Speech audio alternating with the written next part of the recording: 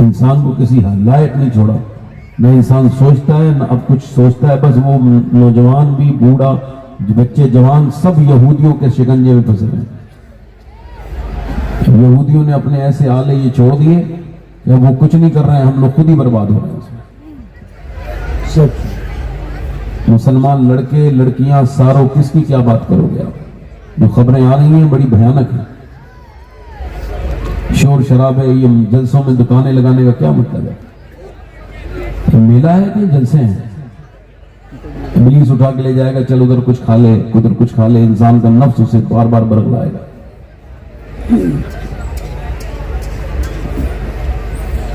اب آپ بتائیے کہ ایک انسان اگر 1200-1300 کلومیٹر کا سفر سے کار سے کرے، تو جب اس کو لوگ ممبر پہ لے جائیں تو پبلک جانے لگے تو اس کے دل پہ کیا گزرے گا؟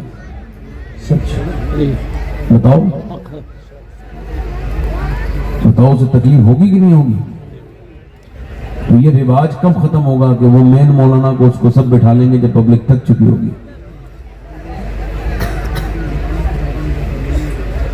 بھائی سمجھدار لوگ وہ ہوتے تھے بااخلاق اور خاندانی لوگ کے جو پہلے کھلاتے تھے مہمان کو، جو بچ جاتا تھا وہ کھا لیتے۔ کیا بات ہے، سبحان اللہ۔ اب بتاؤ، پہلے تو کھا لو گے آپ خود، اس کے بعد مہمان کے لیے چھوڑ رہے ہو تم بیکار، اور بعد میں جو بچ گیا وہ، تو یہ کوئی اخلاق ہے آپ کا؟ پہلے آپ علاقائی لوگ بولیں گے، اس کے بعد پھر نمبر آئے گا۔ مجھے تو، میں نے تو کتنی بار اعلان کیا ہے، مجھے ایسے جلسوں میں دعوت نہ دیا کریں آپ، میں اپنے گھر رہنا پسند کروں گا، مگر اس طرح کی تکلیف اب برداشت نہیں ہو سکتی مجھ سے۔ تو میں جب آؤں تو ہردنگ دیکھوں، جلسے میں عجیب قسم کی چیزیں دیکھوں، شور شرابت دیکھوں، آوازیں دیکھوں۔ عورتوں کو اللہ نے کتنا صبر دیا ہے، ایک عورت اٹھ کے نہیں جاتی۔ مردوں کو اللہ نے، یہ کیا مطلب ہے مردوں کا معاملہ؟ اپنے آپ کو مرد سمجھتے ہیں، اور حالات یہ ہیں کہ عورتوں سے زیادہ ان کے پاس اندر ہمت نہیں۔ ہماری بہنیں بیٹیاں جب بھی آپ دیکھیں گے سکون سے بیٹھی ہوئی سن رہی ہوں گی ماشاءاللہ۔ اب مرد اپنے آپ کو گھمنڈ بھی کرتا ہے، تکبر بھی کرتا ہے۔ اللہ تعالیٰ آپ کو سمجھ عطا فرمائے، ہم کو بھی سمجھ عطا فرمائے، کمیٹی والوں کو بھی سمجھ عطا فرمائے۔ ماشاءاللہ چندہ آپ کا ہو گیا، اب جلسہ چاہے ہو نہ ہو اس سے کیا مطلب ہے، مقصد ہے وہ پورا ہو جانا چاہیے۔ اللہ آپ کو خوشیاں دے۔ ذرا سبحان اللہ بول کے کتنے لوگ بول سکتے ہیں سبحان اللہ؟ ہمارے یہاں جب کوئی سبحان اللہ کہتا ہے تو اللہ اس کے 90 گناہ معاف کر دیتا ہے۔ آپ میں اگر کچھ لوگ گنہگار بیٹھے ہوں تو ذرا زور سے بول دیں سبحان اللہ۔ ماشاءاللہ بڑے اچھے لوگ ہیں آپ، اللہ آپ کو برکتیں عطا فرمائے، خوشیاں عطا فرمائے۔ میرے بھائیوں، ہمارے سیف رضا کانپوری صاحب نے بڑا اچھا پڑھا اور بڑی اچھی تقریر بھی سن لی آپ نے۔ اب میں رات کے اس حصے میں بیٹھا ہوں کہ سوچ رہا ہوں کہ میں کہاں سے بات کو شروع کروں، مگر چونکہ آپ لوگ بیٹھے ہیں ابھی تو میں سوچتا ہوں کہ 2-3 شعر پڑھ کے آپ کو تھوڑا سا اپنے قریب کر لوں، تاکہ میری آواز اتنی تو اچھی نہیں ہے جتنی ان کی اچھی ہے، مگر اتنی بری بھی نہیں ہے کہ اس کی نعت نہ پڑی جائے اس سے۔ تو اگر آپ لوگ سننا پسند کرتے ہیں تو میں آپ سے عرض کر رہا ہوں، ذرا دونوں ہاتھ اٹھا کے بولو لبیک یا رسول اللہ۔ ماشاءاللہ اللہ برکت دے۔ جو نوجوان میرے روڈ پر کھڑے ہیں انشاءاللہ اللہ انہیں عقل دے گا تو آگے بیٹھ جائیں گے، بڑے اچھے لوگ ہیں ماشاءاللہ۔ ان سب نوجوانوں کی تو میں خدمت کرنے آیا ہوں، اگر یہ آ کے 10-5 منٹ بیٹھیں گے تو اللہ ان کو بڑی برکتیں عطا فرمائے گا۔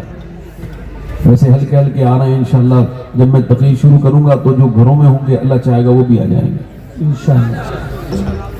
اے چائے والے بھائی، اے چائے والے چلا جا بھائی، بہت پریشان ہیں لوگ تجھ سے۔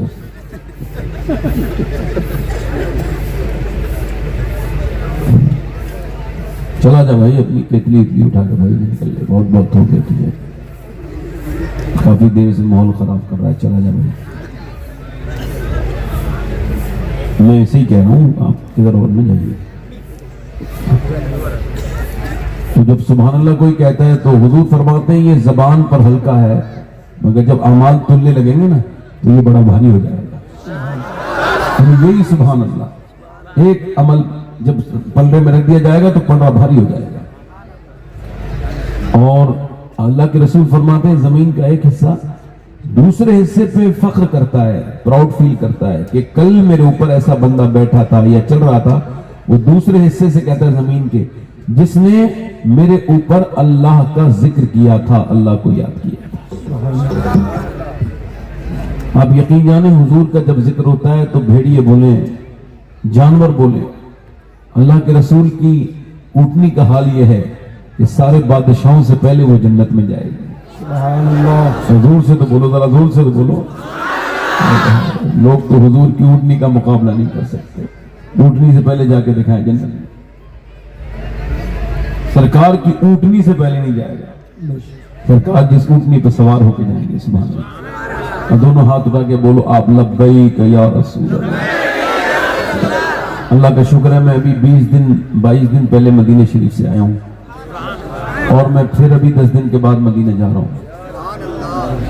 اور میری زندگی میں اور کوئی مقصد ہی نہیں, بس مدینہ جانا اور مدینہ حضور. کچھ لوگ کہتے ہیں اتنا مدینہ کیوں جاتے ہیں؟ یہ تو حضور سے پوچھو نا, سرکار اتنا بلاتے کیوں ہیں؟ اور جب بلانے والے کو پرابلم نہیں ہے تو جانے والے کو نہیں ہے, تو آپ بیچ میں اس میں مسئلہ کیا کر رہے ہیں؟ آپ کو کیا تکلیف ہونی چاہیے؟ کچھ لوگ کہتے ہیں صاحب اتنا حج نہیں کرنا چاہیے. یہ میں کہ لگا تمہیں یہ فتویٰ تو آپ کو امام اعظم کو سمجھانا چاہیے تھا, شاید آپ ان کو سمجھا دیتے تو وہ رک جاتے. انہوں نے تو اپنی زندگی میں 56 حج کیے تھے. سبحان اللہ. کتنے حج کیے تھے بولو؟ 56. اب بتاؤ جس نے 56 حج کیے ہوں اس نے کوئی اور کام کیا ہوگا زندگی میں؟ بھئی عراق سے آنا پھر جانا 1200 کلومیٹر اونٹ سے, اس سے سواری سے جانا, تو پھر کیسے وہ پہنچتے ہوں گے؟ اللہ آپ. ہمارے یہاں لوگ مدینے جاتے ہی نہیں. حج فرض ہو گیا, بچوں کی شادی کر کے جاؤں گا. معاذ اللہ, کتنی خراب یہ نیت ہے. اس کا مطلب یہ بیٹھا ہے کہ حج کرنے کے بعد شادی نہیں ہوگی بچوں کی. حج اتنی بری چیز ہے معاذ اللہ اس کی نظر میں. سب کہو معاذ اللہ. میں مر جاؤں گا وہاں. ارے تو موت تو تجھے بغیر حج کے بھی آ جائے گی.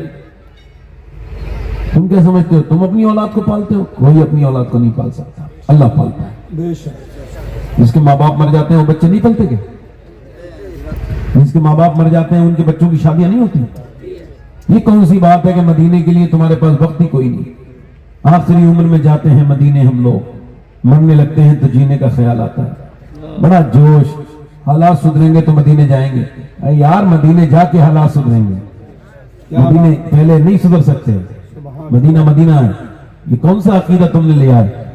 اللہ کے رسول فرماتے ہیں جس پہ حج فرض ہو جائے اور وہ اس پہ تاخیر کرے, اس میں ڈیلے کرے, فرماتے مجھے کوئی فرق نہیں پڑتا وہ یہودی بن کے مرے یا نصرانی بن کے مرے. سچ. کتنے میں شاعروں کو جانتا ہوں ان پہ حج فرض ہے مگر آج تک عمرہ کرنے بھی نہیں گئے. ہاں یہ مفلسی ہے انسان کی ذہنی. انسان بیمار ہو جائے نا تو اس کا علاج ہے, مگر مفلسی کا علاج کوئی نہیں. اللہ کے رسول فرماتے ہیں حج کرو اور مالدار ہو جاؤ. حضور فرماتے ہیں حج اور عمرہ یہ بے روزگاری کو ایسے چاٹ جاتے ہیں جیسے دیمک لکڑی کو کھا جاتی ہے. اللہ تعالیٰ آپ سب کو مدینے کی حاضری کرنے کی توفیق عطا فرمائے. باادب بن کے لے جائے. سیلفی کرنے والا, تصویریں کھینچنے والا, اس سے اللہ تعالیٰ محفوظ رکھے. دونوں ہاتھ اٹھا کے کچھ آپ ذرا سبحان اللہ بولو تو پھر میں 2-3 شعر پڑھ دیتا ہوں. ابھی ماشاءاللہ ہمارے 10-15 نوجوان اور کھڑے ہیں. اگر یہ بھی بغیر ٹوپی والے بھی آ جائیں گے تو انشاءاللہ میں بڑی دعائیں دوں گا ان کو. جتنے بھی نوجوان ہیں یہ جوتے پہنے کھڑے ہیں ماشاءاللہ, ان سب سے ذرا کہہ دو میرے دوستوں سے, میرے بھائی آ جاؤ, بھائی بڑے بھائی ہو آپ ہمارے, آ جاؤ ادھر جتنے کھڑے ہو, آ جاؤ. ویسے جانا مت, آ جاؤ, محبت سے بلا رہا ہوں بھائی, چھوٹا سمجھ کے آ جاؤ. آ جاؤ آگے ماشاءاللہ ماشاءاللہ آ جاؤ. سبحان اللہ, بہت اچھے بچے ہیں. آ جاؤ بیٹے, آ جاؤ بیٹھ جاؤ. سبحان اللہ, یہ ہونی چاہیے, یہ بات ہے. سبحان اللہ. تو بیٹھ گئے, لگا سکون لگ رہا ہے. 2-3 شعر پڑھتا ہوں, زیادہ زور سے سبحان اللہ نہ کہنا. آپ لوگ پیچھے والے نہیں کہہ رہے ہیں, آپ ذرا کہہ لیں. جب ان کا کرم ہوگا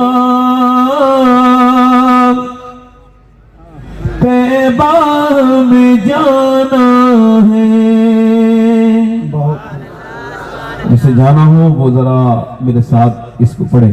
جب ان کا کرم ہوگا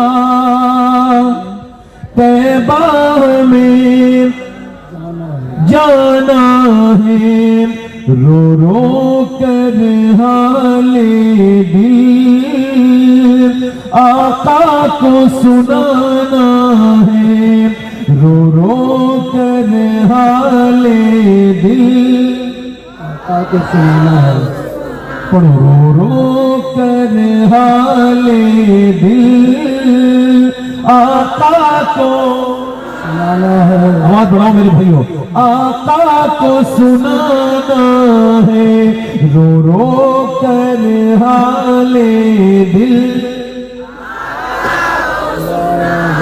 اس لیے کماتے ہیں، اس لیے کمانا ہے، اس لیے کماتے ہیں، اس لیے کمانا ہے، اب ساری عمر طیبہ آنا اور جانا ہے، اب ساری عمر طیبہ آنا اور جانا ہے، سبحان اللہ سبحان اللہ، میرے ساتھ پڑھو، اب ساری عمر طیبہ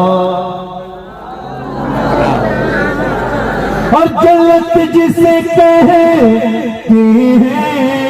ہم دیکھ کے آئے ہیں، جنت جسے کہتے ہیں ہم دیکھ کے آئے ہیں، ایک پیارا سا کوچا ہے، گنبد وہ سہانا ہے، ایک پیارا سا گنبد وہ سہانا، ایک شعر اور پڑھ دیتا ہوں پھر اس کے بعد نہیں پڑھوں گا، ایک شعر ایک سنی مر رہا ہے، کیا کر رہا ہے بولے، وہ کیا کہہ رہا ہے، ذرا غسل میں لوگوں چہرے کو سجا دینا،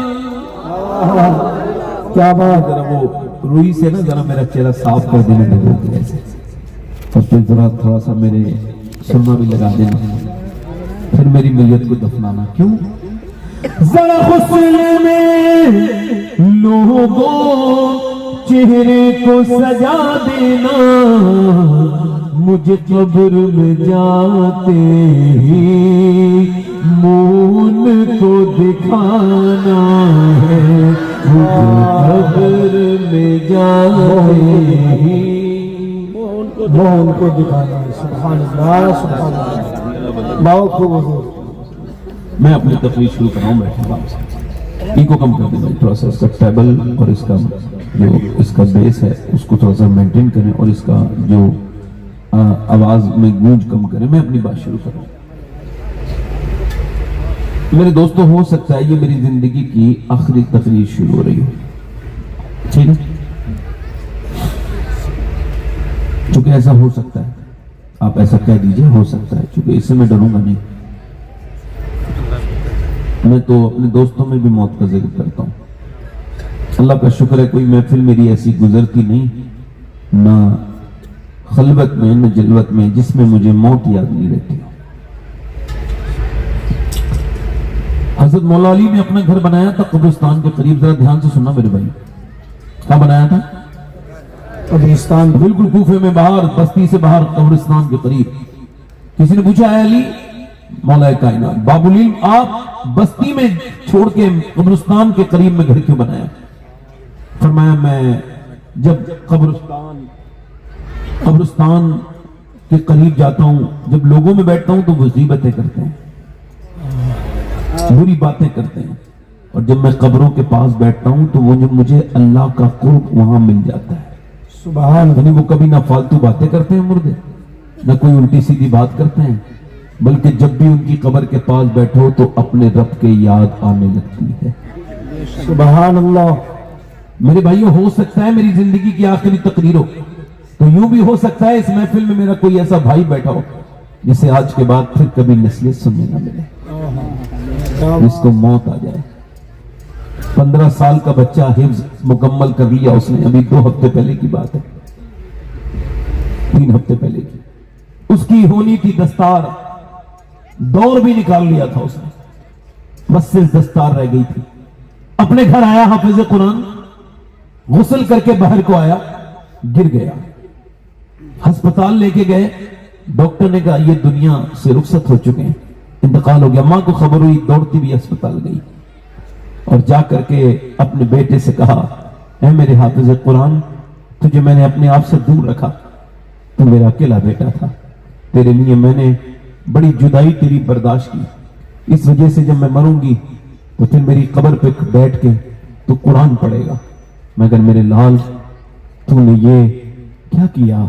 پھر اپنے بیٹے کے اپنا دوپٹہ اٹھایا اور سر پہ باندھنے لگی اور کہنے لگی, لوگوں میرے بیٹے کی دستار ہو گئی, دیکھو میرے بیٹے کی دستار ہو گئی.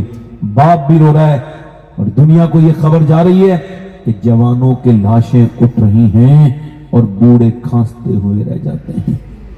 جی میری بہنیں, میری بیٹیاں سنیں اور آپ بھی سنیں. 8 سال کا بچہ جب دنیا سے جا سکتا ہے, جب ماں کے پیٹ میں بچہ مر سکتا ہے, تو یہ آپ کے اور میرے دماغ سے کب ختم ہوگی بات کہ موت عمر کے حساب سے آتی ہے.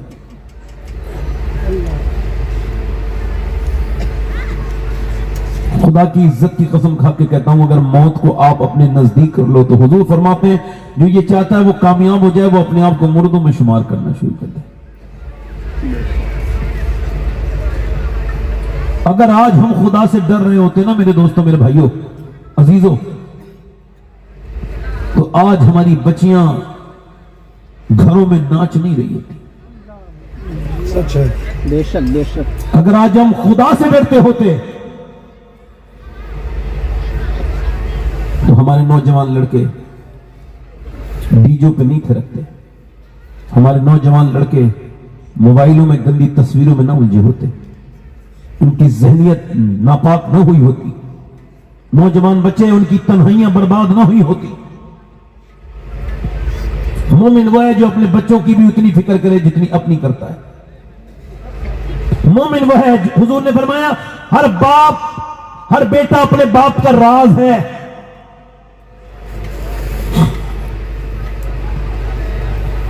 موت کا کوئی خبر نہیں میرے دوستوں, میرے بھائیوں. صحت تمہیں اللہ نے دی ہے تو شکر ادا کیا کرو, ورنہ جا کر کے میڈیکل کالج میں دیکھ لو, اے بیٹا, اے موبائل والے, اے بیٹا, اس سے کہہ رہا ہوں. ماشاءاللہ,